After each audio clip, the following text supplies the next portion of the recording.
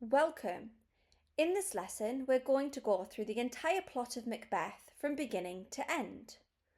Whether you've never opened the play before or you're revising before an exam, this video will give you a clear understanding of what happens, who matters, and why Shakespeare's story has remained so famous for over 400 years.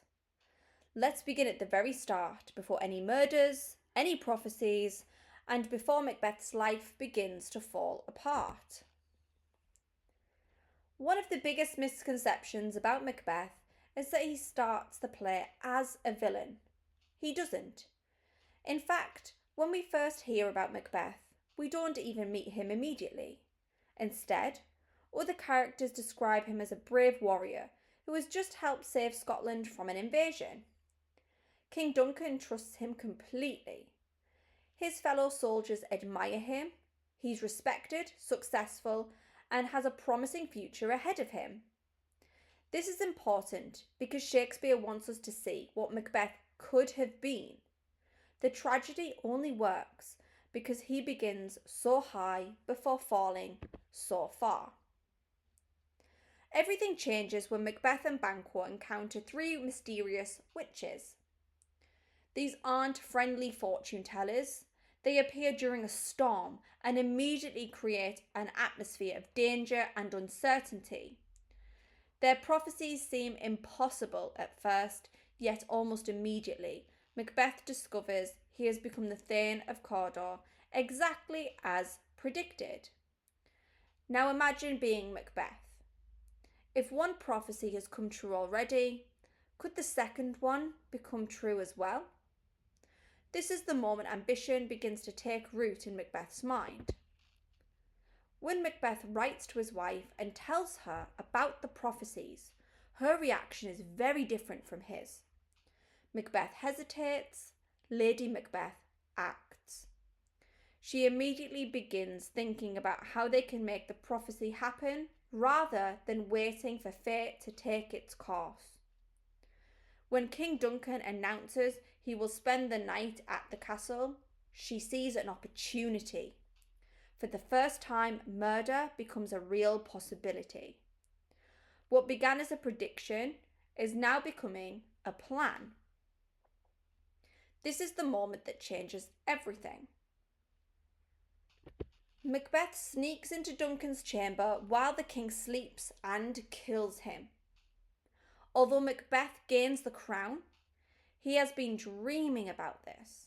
Shakespeare makes it clear that the murder has damaged him almost instantly.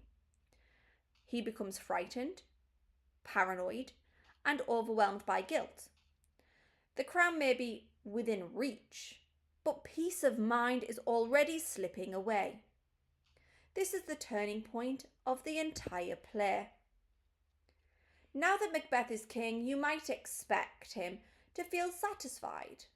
Instead, he becomes even more fearful. The witches also predicted that Banquo's descendants would one day become king. That means Macbeth's crown may not remain in his family. Notice something important here. Earlier in the play, Lady Macbeth pushed Macbeth towards murder, but now Macbeth acts entirely on his own. He arranges Banquo's murder without even consulting his wife. The hero we meet at the beginning is becoming increasingly ruthless. At the royal banquet, Shakespeare shows up, and Macbeth's crimes are beginning to catch up with him psychologically. When Banquo's ghost appears, only Macbeth can see it. Whether the ghost is real or imagined doesn't actually matter. What matters is what is revealed by this. Macbeth is no longer in control of his own mind. His guilt is becoming impossible to suppress. And for the first time, people around him begin to notice that something is wrong.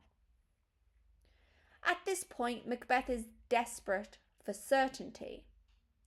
He returns to the witches, hoping for reassurance. Instead, he receives a series of prophecies that sound impossible. No man born of a woman can harm him. He cannot be defeated until Branagh Wood moves.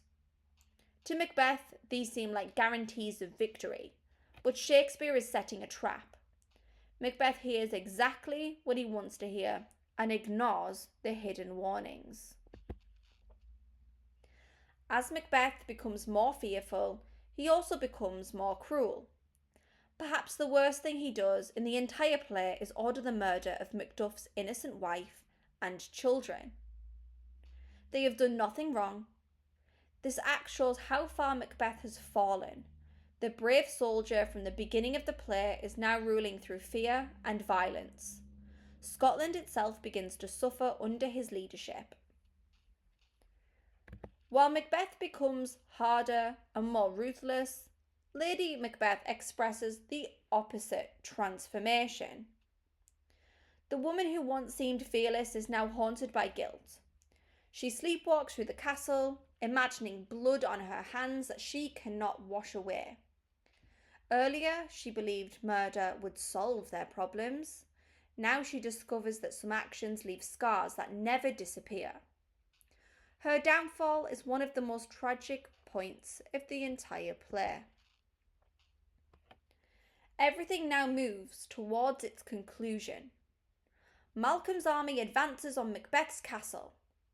The soldiers carry branches from Braemar Wood, making it appear as though the forest itself is moving. One prophecy comes true. Then Macduff reveals he was delivered by caesarean section. In other words, he was not born in an ordinary sense Macbeth assumed. The second prophecy has come true. Macbeth realises too late that the witches never lied. He simply misunderstood them. By the end of the play, order has finally been restored. Malcolm becomes King of Scotland and it can begin to recover. Looking back, Macbeth's journey follows a clear pattern: hero, murderer, tyrant, downfall. At its heart, Macbeth is a warning about unchecked ambition. Shakespeare shows how the desire for power can gradually corrupt even a respected and honourable individual. And that's the entire story of Macbeth in around 15 minutes.